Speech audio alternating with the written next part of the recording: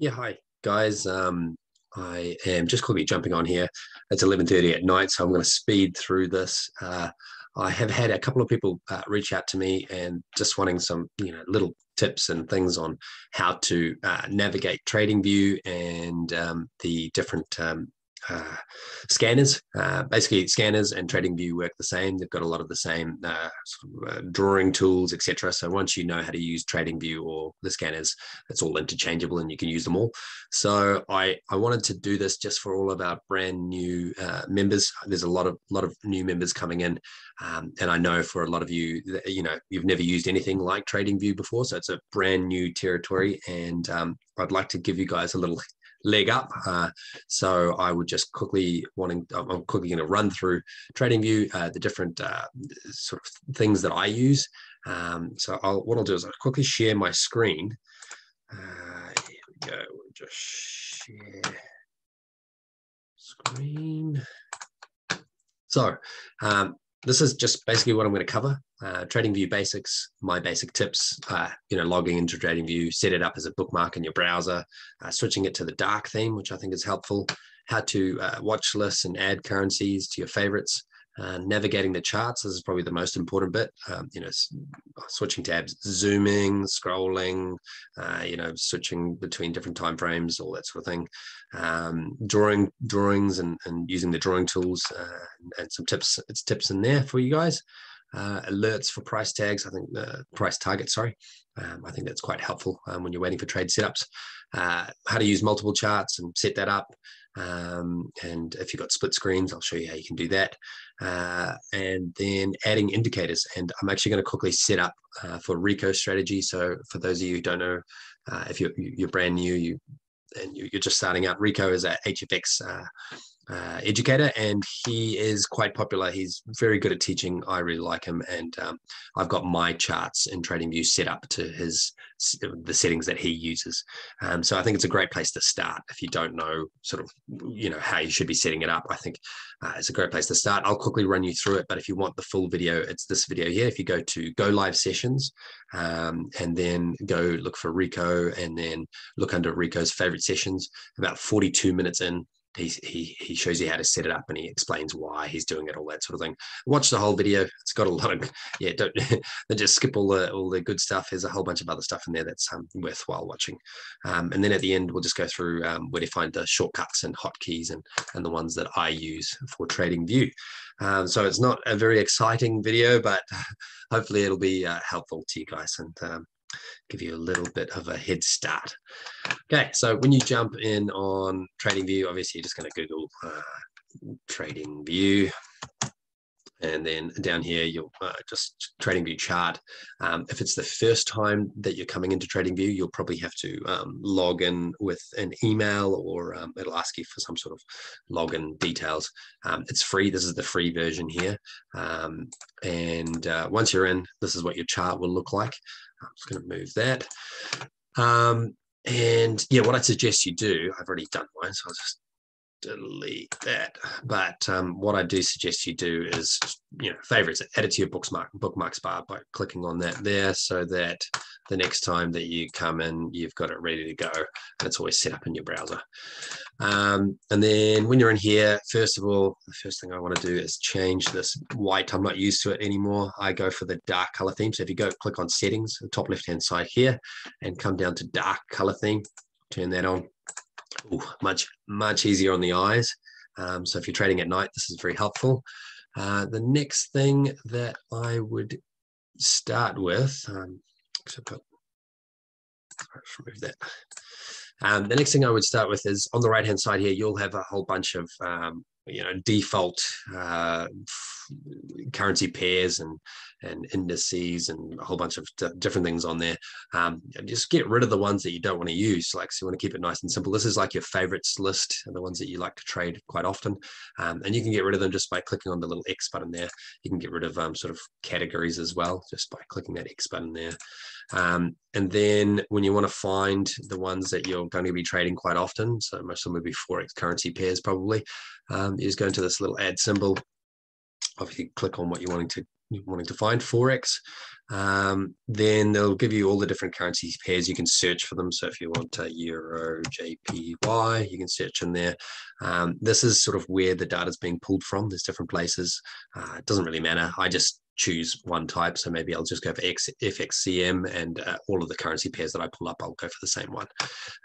And then to add them into your favorites, you just click the little plus sign there and it'll add it in there. Let's just say I want to add some more crypto in there.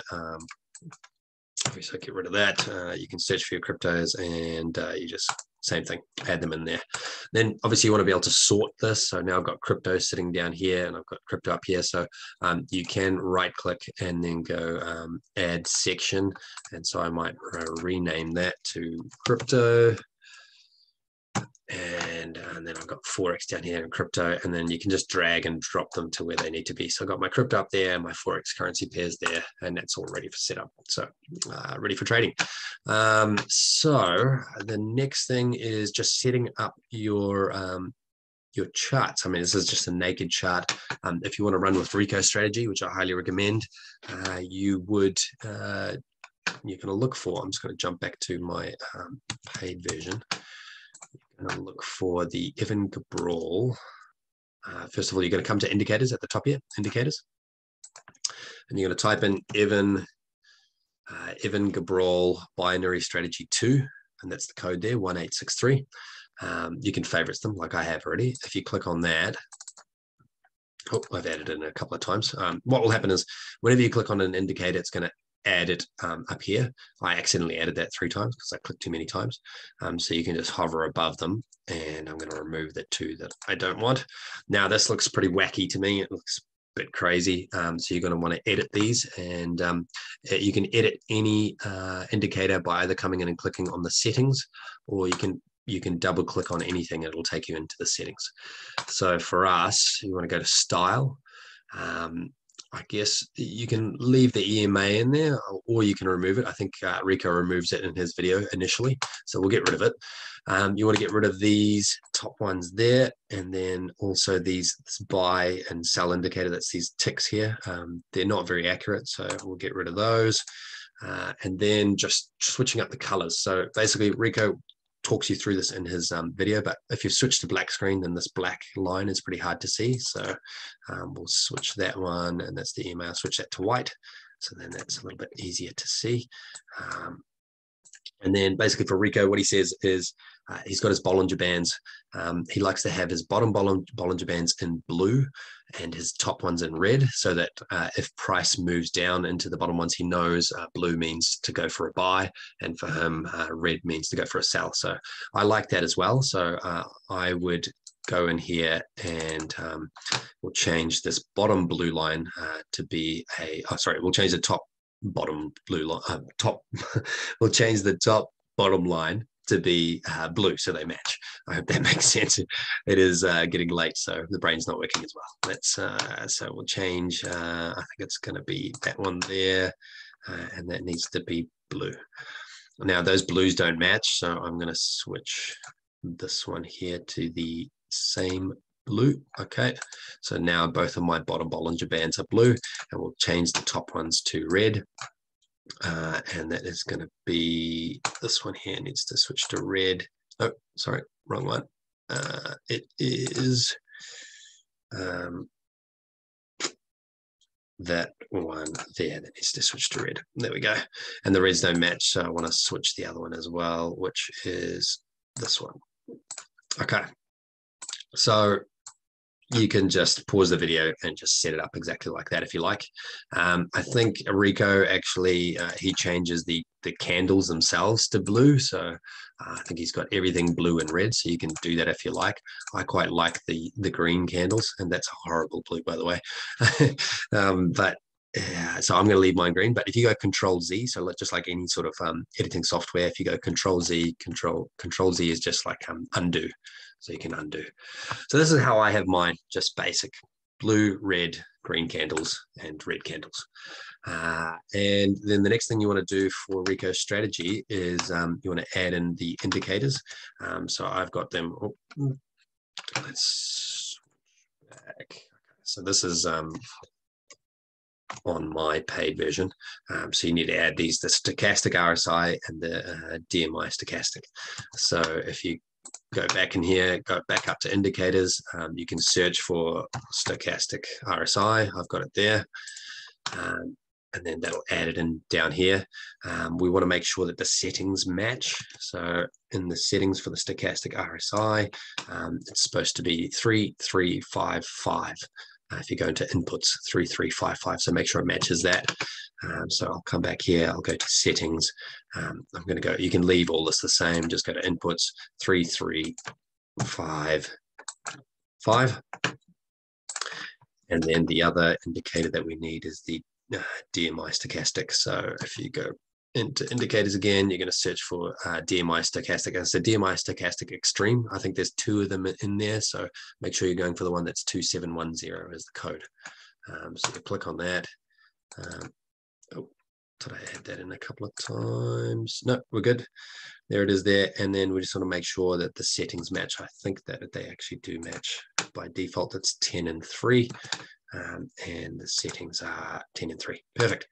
All right, now in terms of the chart layout itself, I think these are just indicators. They're quite big, so I like to bring them down a little bit. You can just find that little sort of movement zone there to squish them down a bit, and then it gives me a little bit more room to view the charts themselves.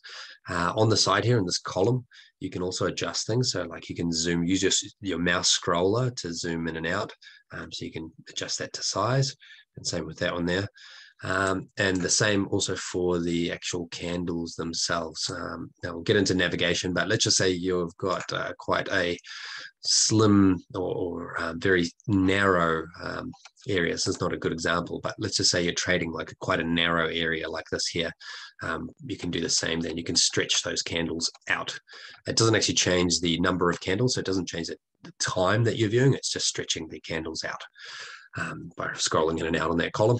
In terms of navigation, you're just going to click and drag, click and drag. You can also use your keys on your keyboard to move sideways. Zooming in and out, so just scrolling. My mouse wheel in and out will zoom me in and out to where current price is. So it's just going to scroll all the way back and back to where current price is. If you are trying to zoom into something in particular, like if you're about to mark up your charts, you can hold control and that will zoom in onto particular points. So just like that, holding control instead of zooming us back to where prices. If you find yourself zoomed out and something wacky like this, you can go Alt and R. Sorry, it's not for zoom. Sorry, it's for location. Sorry, if you find yourself moved all the way to here, Alt and R will take you straight back to where current price is. What else with zoom is important? I think that's about it. It's just navigating yeah, Alt and R is really helpful just to get you back. It takes you to a sort of default zoom as well. So if I've been over here and I'm zoomed out and I've moved all the way over here, I go Alt and R, it takes me straight back. Obviously timeframes. So for you guys, if you're just jumping into Tradingview for the first time, you won't have all these timeframes selected. You'll get used to it once you start learning to trade. You'll understand sort of the need for having multiple timeframes. I specifically use it to mark up charts and just to confirm trades. So I like to have the 4 hour, the 1 hour, the 30 minute. I don't use that often, but I'll have it there anyways. The 15 and the 5, 3, and 1. And if you've highlighted those, then they're already there for you. Just switch between the different time frames as needed. And then from there, I think the next thing is, just marking up the charts themselves. So let's get ready for trading. So first thing you're going to do is, obviously support and resistance is probably the most important thing that you're going to use. There's a whole bunch of different tools at the top here, the line tools. If you go down here, the horizontal line, so Alt H, that's probably what you're going to use the most. And you just grab it and click, and you can change colors. I think it comes default as a different color. I like mine is red. You can change the size. So you can make it a thicker line or a thinner line, etc. And you can also lock it. So if I unlock it, sometimes when you're moving to move across the screen, you can accidentally grab your lines and it moves them out of place. So remember, Control Z undoes your last thing. But if you wanted to have that locked into place, you just click on it and you use this little locking tool. And now if I'm moving and I'm navigating the charts, I'm now no longer going to move, have that issue of it being moved. Another thing that's kind of helpful is obviously the last thing that you selected, so the last thing I selected was horizontal line, will be selected. So if I just click that button now, it'll bring up the horizontal line. If I switch it to something else, it'll use that as the last thing that I selected. You just click back there or use your quick keys. Otherwise, you can also click on a line or whatever it is you want and go Control C for copy and then Control V for paste. And it'll just add that onto the chart and then you can move that into place. With marking up charts, there's one other thing that I find really helpful, and it's this little magnet tool. If let's get rid of that. If I go to grab another line, so I've just clicked on that, getting ready to grab another line. If I hold Control, you'll notice this highlights this little magnet tool, and it's just a snapping tool. So it basically it automatically locks it into the highest point of a wick or the body of a candle. So it'll give you just sort of that pinpoint accuracy for marking up your charts, just like that. So yeah, I use those. What's another thing that I use quite often is trend lines. Yeah, so we've got a little bit of an upwards trend back here. If I zoom in and out, you can see there where prices moved up into that channel there. So if this was happening right now, the trend line over here, you can click and drag across and create yourself a trend. You can also use that same snapping tool. So by holding Control, actually let me just navigate down a little bit so I can show you. So if you look at the end of that candle there, just hold Control to highlight the snapping tool. So it snaps it into there. Now I can click on that and it's snapped it perfectly on the end of that candle. You can see how it just sort of snaps into place. If I move along here, then I can find sort of the perfect trend line there. See how that's now done a very clean line. It's snapped to exactly where I want it. Another handy thing for this sort of thing, especially when you've got a sort of a channel being created, is using that Control C, so copy, and then Control V for paste. It creates another trend line exactly the same, which you can now move around to create your channel. So there you go. So maybe there or back there, you can now create a channel there, which you can trade. So I use that very often. I like those, I mean, horizontal lines and diagonal lines, trend lines, that's pretty much all that I use for marking up my charts. There's a whole bunch of other things in here which you can use. It's probably a bit more advanced. This is really the basics, and that's really 90% of what you need. One other thing that I possibly use every now and then is if you go to this little brush tool, it's this little rectangle tool, and it's just sort of marking up an entry zone. So you can create a little rectangle for an entry zone, and you obviously change the colors as needed. So I might be going in for a buy if price comes down to here. Cool. Down here, I mean, I really don't use any of this other stuff. You can lock the chart, so lock everything on the chart so that when you're navigating, nothing gets moved, like I demonstrated before. You can also hide everything, or you can click and hide individual things. Another really helpful tool is, if I go Alt-R back to current price. So we've got our resistance line in here, and maybe we're waiting for a trade setup, but I don't want to sit here and watch the charts all day. The one thing you can do is you can go to, like, let's just say I'm waiting for price to come up here and then bounce back. Maybe just before there, if I hover around about here, I can set up a little alert for myself. So you click on that little plus sign and you go add alert. And if you do that, what will happen is now I can browse other currency pairs, and when price hits this little alert level, then it'll send me a little notification to say, hey, jump back to this pair. It's getting ready for a setup and getting ready to trade. So that I use all the time. It's really helpful. And what else can I show you guys? I mean, that's once you know that, like, that's pretty much 90% of your trading sorted. There is on the the paid version, you can do split your screen up. I may as well just quickly show you on my paid version here. So you can do things like split your screen up so that I can have maybe 2 different time frames set up. So maybe I'll have the 15-minute on that one and the 3-minute on this one, and then I can look for sort of market synchronization, which can help with entries and that sort of thing. But I mean, to be honest, 99% of the time I don't do this. Most of the time I'm just using it like this, and I'll just switch between the timeframes to get confirmations. Yeah, that's it. I know that's not super exciting, but I really hope it's helpful to some of you guys. You can obviously reach out to me anytime if you need any help. The one last thing actually that I'll show you is those shortcuts. If you click on the settings, and if you come down to keyboard shortcuts, in here, there's just a huge list of shortcuts. So if you can come down here, have a read through those, find the things that might be helpful to you, you'll get used to things over time, and then just remember the shortcuts, and the more you use them, the quicker and easier it becomes. Obviously Alt and Tab is key for me working on a laptop, because I don't have dual screens when I'm on the road. Alt and Tab, so I can Alt Tab between my broker and Tradingview, so I can quickly enter in trades. All right, I think that's it. Let's quickly go over this. We did all of the stuff here. Chart, timeframes, drawing tools. I think that's it. All right, guys. Well, I hope that you enjoyed that one. Reach out to me anytime in Messenger or in the comments or whatever. And if you have any questions, or if there's anything I can help you with, no trouble at all. All the best, and talk to you guys soon.